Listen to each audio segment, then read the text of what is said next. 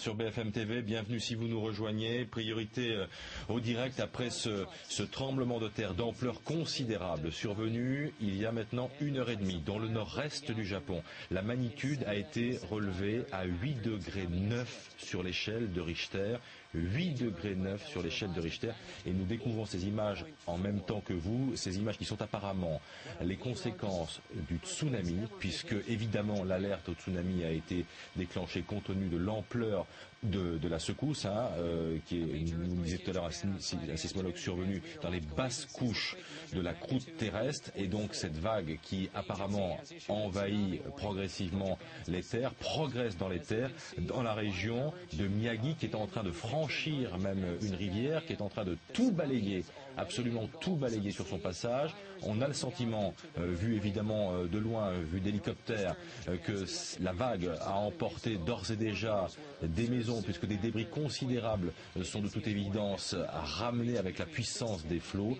Ce sont des images qui nous rappellent de façon évidemment très émouvante celles que nous avons vécues en Indonésie il y a maintenant très précisément 7 ans. C'était en 2004 le tsunami. Mais là on est au Japon, dans un pays préparé, très préparé en principe au tremblement de terre, et on voit donc cette vague avancer de façon extrêmement rapide en direction des maisons et tout emporter apparemment sur son passage. Pour l'instant, le bilan fait état de quelques blessés, mais compte tenu de ces images, on peut penser que ce bilan va évidemment s'alourdir dans les heures qui viennent. On va reprendre la chronologie des faits, Pascal, en reprenant tout d'abord par le début, la première secousse qui est survenue peu après 6h30, heure de Paris. Oui, et notamment Tokyo, qui a été secoué deux fois ce matin, ce séisme de 8,9 sur l'échelle de Richter. Et à Tokyo aussi, il y a des dégâts considérable.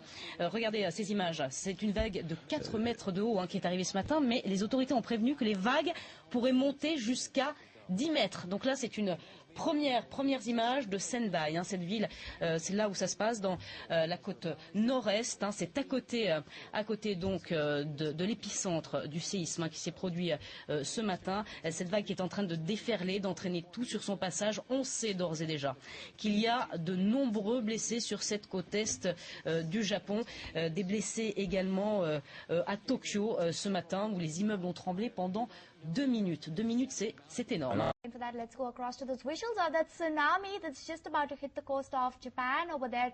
Remember, Japan has just been struck by a huge earthquake, one of perhaps the biggest earthquakes that we've seen in 10 years over there. 8.9 is the magnitude. Earlier on, there was a tsunami alert that was issued, but now that tsunami finally making landfall.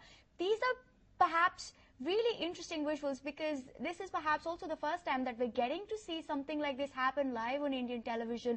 The last time the tsunami struck over here in Southeast Asia, and we saw huge damage in Sri Lanka and also around the Indian coast, we never really got to see the tsunami, but over here you're seeing huge waves move towards the coast in unprecedented footage.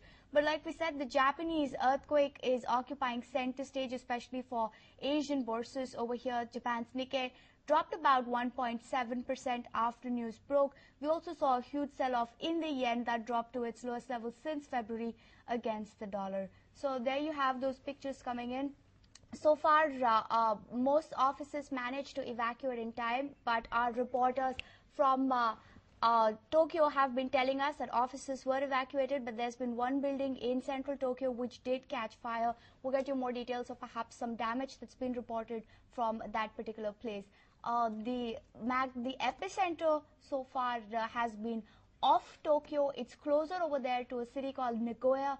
We'll tell you geographically where that fits in, but for now you can see those huge waves. Earlier on, there were also some earlier visuals where you could see the waves sweep in, picking up everything that lay in its path. So presumably there's going to be a lot of damage. There was also reports of some sort of damage around some factories. Our reporter was telling us Sony's factory hasn't really been affected, so we'll wait and see what happens over there. But there have also been reports that Japanese construction stocks have begun to pick up. For now, these are visuals coming to you live, and that's pictures of a huge, almost 10-meter wave crashing towards the shore. You know, the concerning part here is when you talk about the way it's actually shaping up right now. You can see live visuals that are actually coming in right now. The other thing is you got a host of things actually being shut down right now in Japan itself. You're also getting a lot of aftershocks. In fact, we're just getting reports that you could possibly have another 7.1 aftershock, which is hit Japan, is what USGS is saying as of right now. That's the other concerning part. You also have tsunami warnings raised for areas along the Japan southwest coast also. So that's the other important update which we're picking up right now. Tokyo port is actually closed after water gates. Water gates were actually came in after the quake that came. We just heard about a couple of hours back.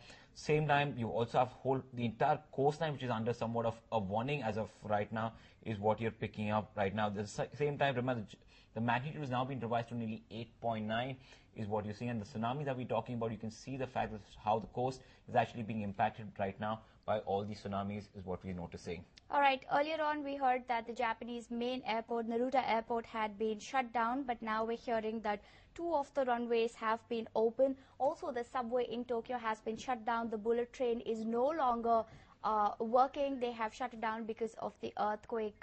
Remember, phone lines are down, so if anyone trying to call out of Japan, it's going to be difficult. The phone lines are all down. Electricity has been shut off to prevent fires. That's one of the biggest concerns that happens when you have an earthquake. Buildings get damaged, fires get started. All right, looks like we have somebody speaking. We'll try and get your translation and bring you up to date with what this person is saying. And just to bring your sense also about electricity, we'll tell you about that. But let's try and listen in. Providing as much information as possible. We are going to provide information to those affected by the disaster in cooperation with local governments. That was Tetsuro Fukuyama, Deputy Chief Cabinet Secretary. And here's some live footage of in Chiba Prefecture. Obviously some fires going off. And it looks like some kind of plant there, We do not know if it's a chemical plant or what type of plant it is at this time, but it looks like some plant is on fire. And this is live coverage of Ichihara City in Chiba Prefecture. We are still feeling a bit of aftershocks in the studio as we speak. This is live coverage of Miyagi Prefecture from our helicopter in Sendai area. Tsunamis hitting a large area, destroying farmland, homes, sweeping away cars and trucks. The tsunami had been moving upstream. We're seeing several sets of tsunami hitting Miyagi Prefecture, Sendai area.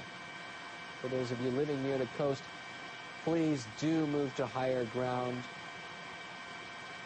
as soon as possible. And for those of you who have just tuned into NHK World, a major earthquake hitting Japan Friday afternoon, with Japan's meteorological agency saying the quake measuring 8.4 magnitude, one of the largest to ever hit Japan. The agency has issued a warning, a tsunami warning for Japan's Pacific coast. Obviously, that tsunami already landing, several sets landing in northern Japan. In northeastern Japan's Iwate Prefecture, tsunami waves of over 4 meters were observed soon after the quake. The agency is warning that the tsunami could reach between 6 and 10 meters. Some of the tsunami already engulfing farmlands, homes. We do not know the extent of damage or the number of casualties at this time. Obviously, the situation is extremely fluid, things changing on a minute-by-minute basis. Transportation, the majority of the Tokyo area has been stopped. All transportation in northern Japan, train lines have been stopped. This looks like it's the airport. This is coverage of Sendai Airport, obviously completely flooded.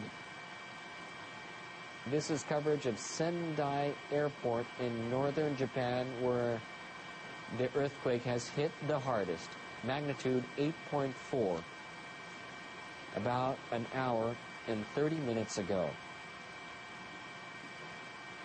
In Miyagi Prefecture, northeastern Japan, an intensity of 7 on Japan's seismic scale. That's the largest from 0 to 7.